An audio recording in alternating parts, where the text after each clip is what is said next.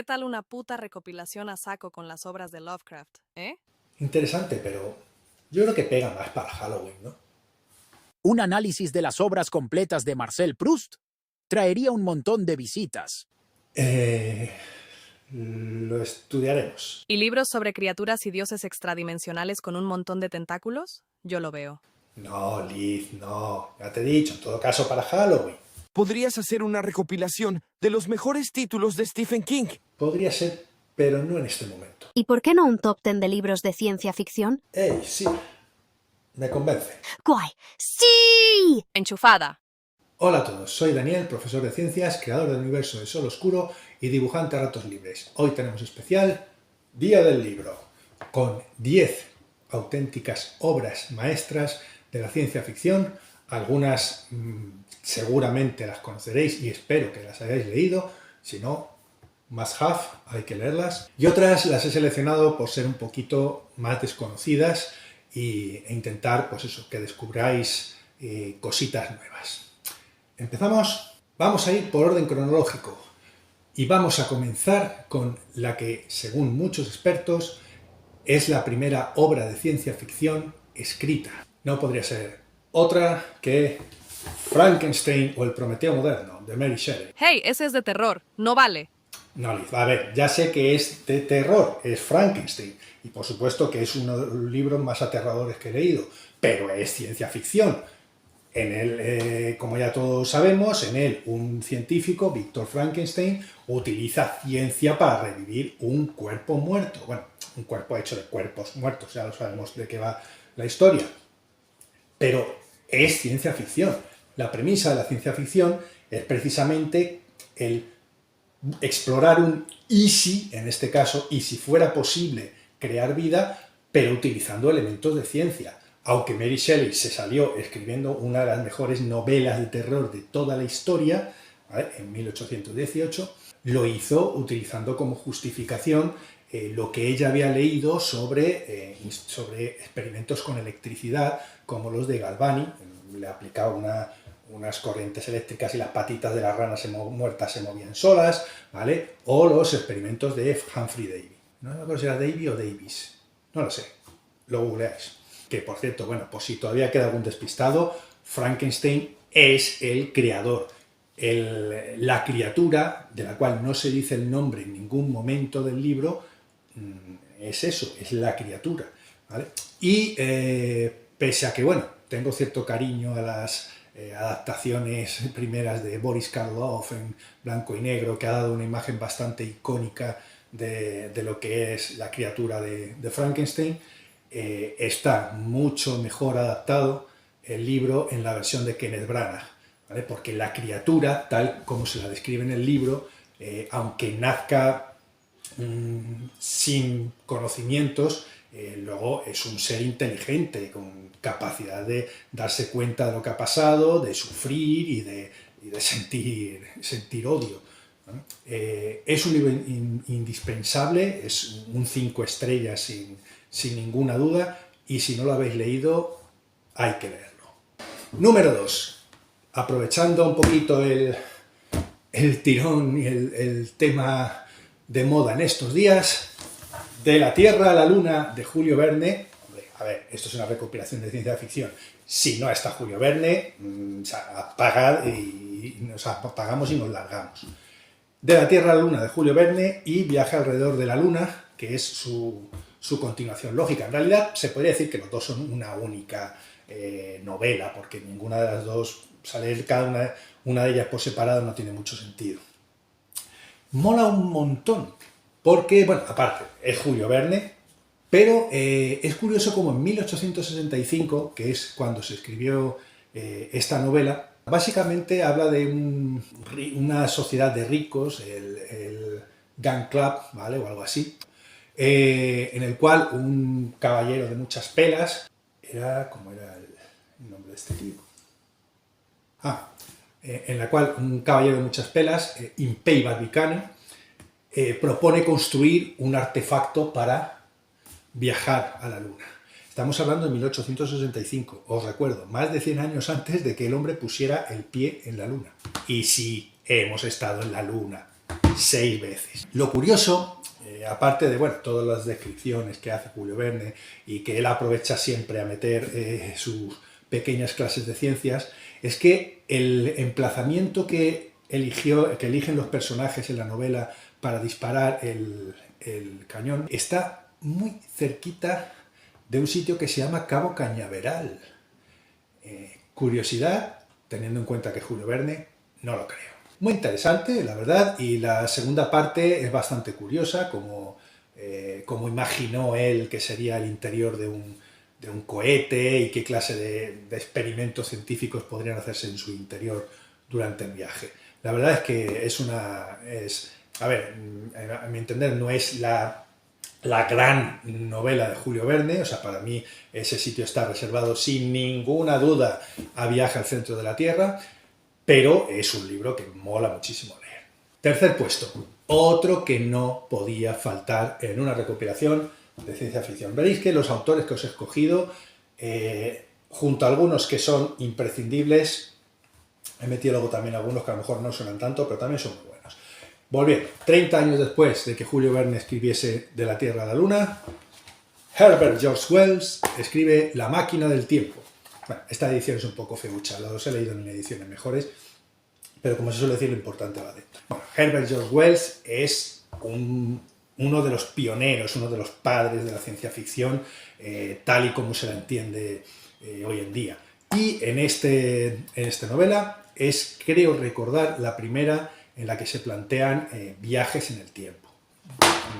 Paréntesis. Sí, hay una especie de viaje en el tiempo en un yankee en la corte del rey Arturo, pero sin destripar la historia, no se puede considerar ciencia ficción porque, como os he dicho antes, para que esto sea así hay que meter un poquito de ciencia dentro. Si no, pues simplemente es, como dice el meme, lo hizo un mago. Bueno, La Máquina del Tiempo es la historia de un viajero, nunca se dice su nombre, que idea un dispositivo ahí todo steampunk y tal, para viajar en el tiempo. Y lo utiliza para viajar al futuro. Y allí descubre que la humanidad se ha dividido en dos ramas. Unos que son hermosos, gráciles, que viven en la superficie, llamados Eloi, que bueno, están sí, todo muy hermosos y muy bonitos, pero intelectualmente no andan muy para allá, ¿vale? Son demasiado como niños ingenuos. Y una rama de la humanidad que se ha ido al subsuelo, que trabaja en fábricas y con máquinas que no entiende en realidad tampoco, simplemente las construye y las mueve y las mantiene en funcionamiento, que son los Morlocks. Esto obviamente cumple otra de las funciones que suelen tener los libros de ciencia ficción y que veréis en algunos de los que vemos hoy en día, y es crítica social. Este libro se puede leer como un libro de aventuras, pero si uno rasca un poquito en la superficie se da cuenta de que es una crítica total, ¿vale? a una clase privilegiada y viviendo entre lujos frente a una clase proletariada, explotada y embrutecida. Bueno, lo de explotada no voy a decir nada porque puedo spoilear. Así que otro que si no habéis leído os lo recomiendo, ¿vale? Junto con cualquier obra de Wells. Otro de los maestros, Ray Bradbury, no podía faltar. De Ray Bradbury estuve pensando en mostraros Fahrenheit 451, uno de los libros también más inquietantes que he leído, más que nada porque imagina un futuro distópico en el que los libros están prohibidos.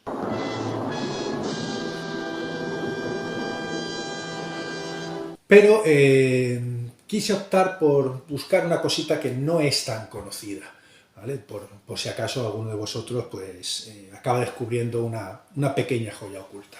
Me refiero a Crónicas Marcianas. No tiene nada que ver con un programa de la televisión que había antiguamente y que solamente coincide el libro. Olvidaos de eso. Crónicas Marcianas en realidad no es una novela, aunque se podría leer como tal. Es una colección de cuentos más o menos breves, pero que todos tienen un hilo conductor que es la colonización de Marte por parte de la humanidad. De un Marte en el que ya había antes una civilización, por cierto. Hay, como suele pasar con Bradbury, historias de muy distintos tonos, de muy distintos tipos.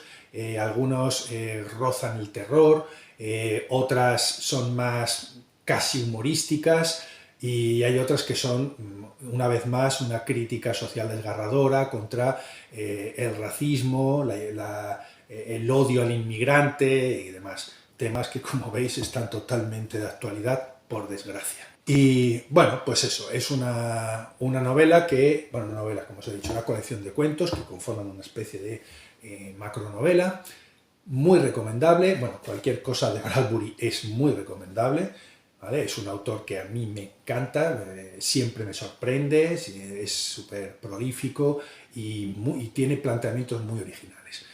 Crónicas marcianas, irá por la segunda o tercera vez que me la he leído, y la verdad es que cada vez que te la lees lo disfrutas. Número 5. Otro autor grande de la ciencia ficción, Arthur C. Clarke. Si no os suena inmediato, quizás sí os suene 2001 Odisea en el espacio, de la cual hay peli, aunque a mí la peli, la gente dice mucho, pero a mí no sé, me parece un poquito lenta, pero bueno, respeto, al que le guste, me parece bien. Pero no os voy a hablar de 2001 Odisea en el espacio, un poquito por lo mismo que dije con Fahrenheit 451, que quería traeros alguna cosita un poquito menos conocida, pero no por ello menos buena. De Arthur C. Clarke os he traído El final de la infancia. Bueno, el fin de la infancia, da igual, depende del traductor. Esta novela se escribió en 1953 y es una historia de una invasión alienígena en la cual los alienígenas, los extraterrestres, que reciben el nombre de los superseñores, bueno,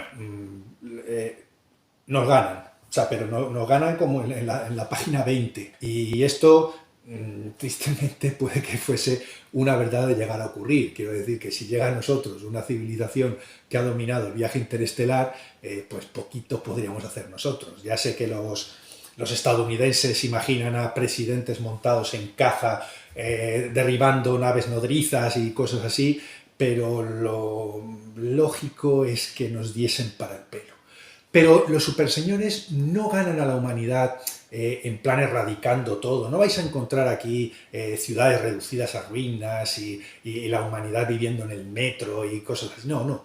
Simplemente demuestran que su poderío tecnológico es tal que imponen la paz en toda la Tierra, ¿vale? Básicamente nos dicen, o os portáis bien o os borramos del mapa. Y aunque hay algún disidente por ahí que intenta hacerse el listo, los superseñores los reducen en esto, ¿vale? Y nada, o sea, es la historia de cómo sería el futuro si la humanidad fuese tutelada por una raza extraterrestre superior, pero superior a milenios directamente. Es muy interesante, es una propuesta muy original, muy lejos de todas esas marcianadas hollywoodienses, que a ver, que yo también las disfruto, pero es una propuesta, como digo, muy, muy original, y es curioso que la apariencia de los superseñores no se desvela hasta bien empezada, o sea, hasta bien transcurrida la novela, ¿vale? Es uno de los puntitos de sorpresa que tiene el libro. Muy recomendable. Pasamos el Ecuador con un autor de ciencia ficción que, para los que estén metidos en el mundillo, es posible que el nombre sí les suene, pero no es muy conocido por el público en general. Me refiero a Alfred Bester. Os he traído una novelilla que se llama Las estrellas, mi destino. No sé cuándo se escribió un momentito.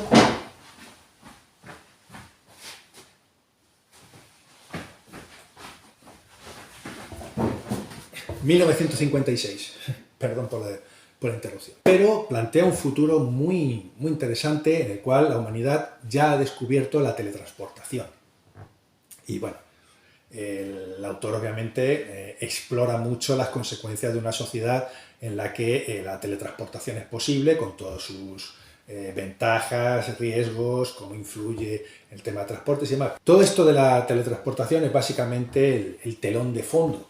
La historia en sí es bastante curiosa, Nos habla de un tipo que se llama Gully Foy y que, bueno, yendo en una nave espacial, tiene una especie de accidente bastante grave y sus compañeros se marcan un ahí te quedas y le dejan a su suerte para que muera. Pero Gully consigue sobrevivir y es él el que entonces se marca un conde de Montecristo y después de informarse, reunir recursos y equiparse, empieza a ir por sus compañeros uno por uno para darles gracias por lo que hicieron por él.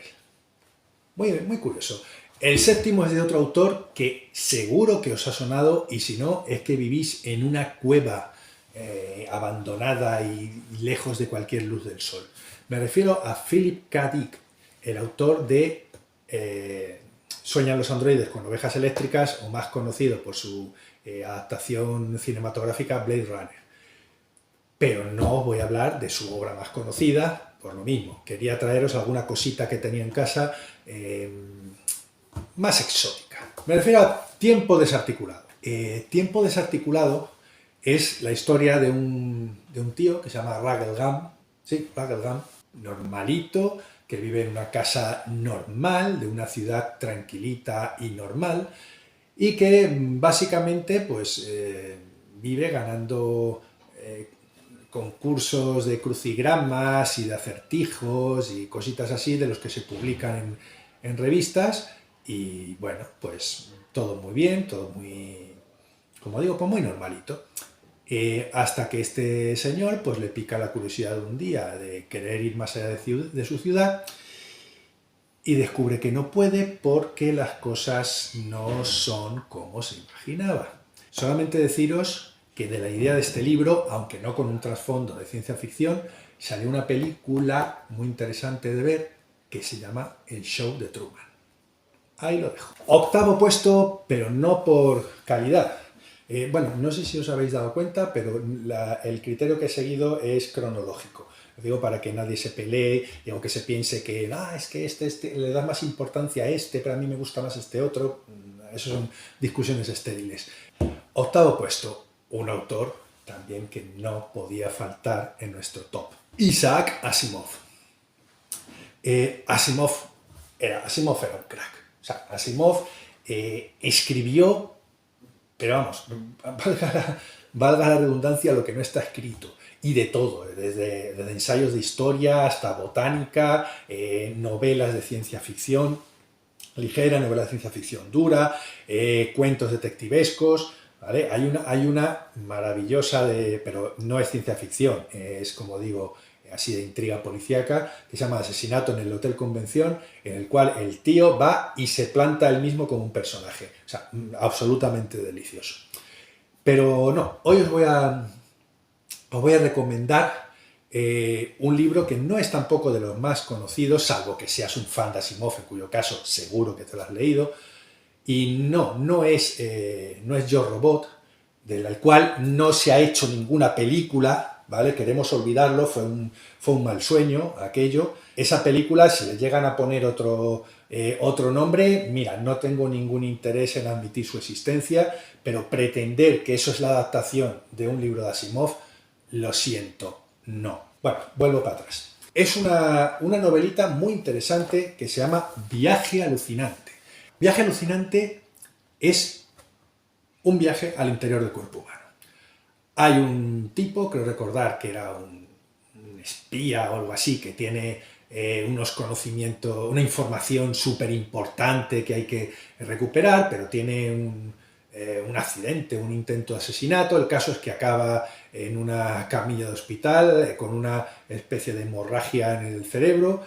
Hay que salvarle, pero ya, porque si ese tío se muere y se lleva esa información a la tumba, estamos todos perdidos. Y lo que hacen es miniaturizar a un equipo de científicos en una mini nave, el Proteus, para que viaje por el torrente sanguíneo hasta llegar a esa zona del cerebro y acabar con ese coágulo que... Sí, era un coágulo, no era una hemorragia, era una especie de coágulo. Y claro, todo esto también antes de que la nave recupere su tamaño normal, porque si no, si dentro de ti se agranda una especie de submarino, pues tampoco vas a poder dar ninguna información después. Este libro tiene una peli muy buena, es antigua, pero es muy buena, os recomiendo que la veáis, está muy bien adaptada, los efectos especiales han envejecido bastante bien y es muy, muy entretenida de ver. El libro tiene una segunda parte, en el cual creo recordar que es solamente un viaje por la zona del cerebro, aunque no recuerdo muy bien los detalles del argumento, pero bueno, básicamente es una segunda excursión al cuerpo humano. Y Asimov, pues como es Asimov, aparte de meter sus puntitos de humor de vez en cuando y de aventura, que las trata muy bien, aprovecha para darnos una lección de anatomía brutal y tú te la estás tragando sin darte cuenta. Viaje alucinante de Asimov, no os lo podéis perder. Noveno, nos vamos acercando al final. De este también hay película, y aunque la película está bastante bien adaptada, me quedo con el libro, pero de todas. Me refiero a El juego de Ender de Orson Scott Card. El juego de Ender, para quien no lo hayáis visto la peli o hayáis leído el libro, en dos pinceladas, es una crítica despiadada hacia los niños soldado. Es coger, el gobierno descubre que hay un niño que se llama Ender, que tiene un talento especial para las máquinas y para la lucha en gravedad cero y otras historias, y lo reclutan a la fuerza porque están haciendo una especie de cuerpo especial de élite, pero con niños, para enfrentarse a una raza alienígena de tipo así muy insectoide, pero en la peli no me acuerdo, porque hace ya bastante que la vi, pero en el libro no nos dicen la apariencia en ningún momento de esa raza, simplemente nos dicen que son insectoides y ya está. Entonces, bueno, pues el libro te relata un poco todo el proceso de entrenamiento, toda la psicología del chaval, de Ender, porque es un niño, ¿vale? Es un niño. Hasta el final, del cual no voy a decir nada, ¿vale? Porque es uno de esos finales que hay que descubrir por sí mismos. Si no habéis visto la peli, os recomiendo que leáis primero el libro. Punto.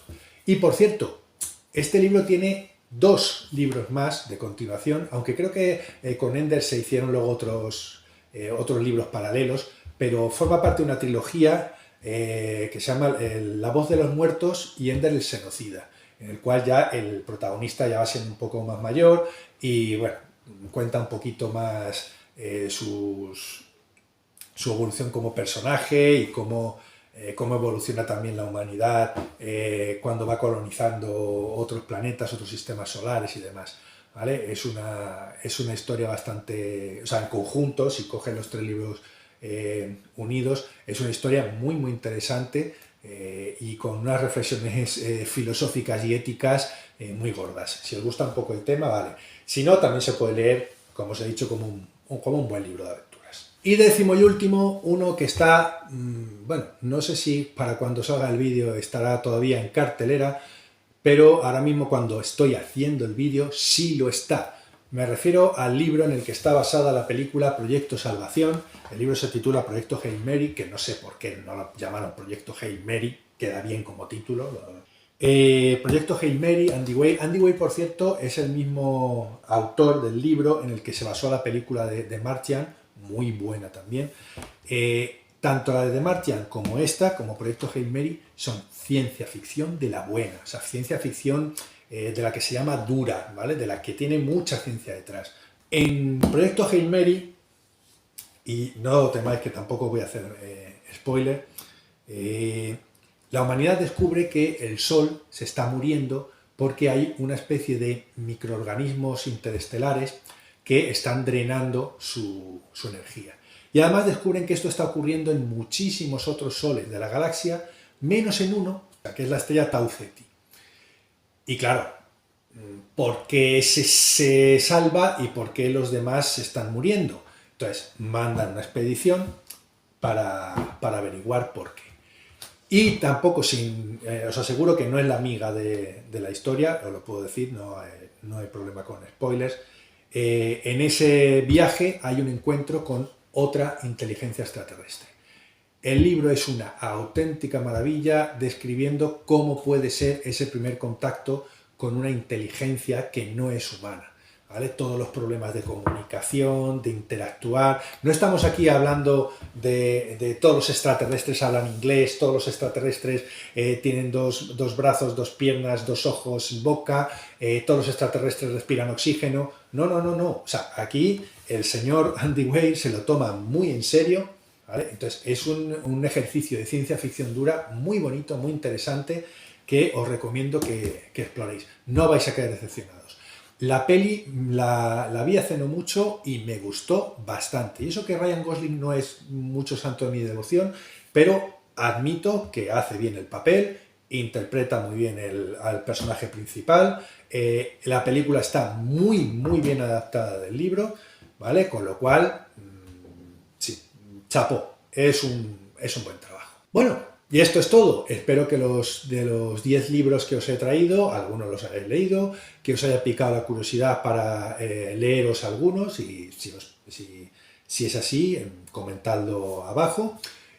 Comentadnos abajo también en los comentarios otras recomendaciones que queráis hacer vosotros de ciencia ficción. Estamos abiertos a todas las sugerencias, y además así, pues oye, la gente que pase por los comentarios, pues así de buen rollo, pues os recomendáis obras. Y bueno, si el vídeo os ha gustado, como siempre, dejad vuestro super like, suscribíos si no lo habéis hecho ya, compartidlo con otras personas, ¿vale? Tanto si son buenos lectores de ciencia ficción como si no han tocado nunca un libro como un palo. En serio, hay que leerlas. O sea, pasar por esta vida sin haber leído algo de Asimov, de Bradbury o de Julio Verne, pues qué triste, ¿no? ¿Vale? Bueno, lo digo como lector, ¿vale? No, que nadie se ofenda. Pero sí, es una recomendación y bueno, lo dicho, espero que os haya gustado, que os haya picado la curiosidad y feliz día del libro para todos. Hasta otra. ¿Y por qué no metes, aunque sea, la sombra más allá del tiempo? Salen extraterrestres y... Que no, Liz, que eso es horror cósmico.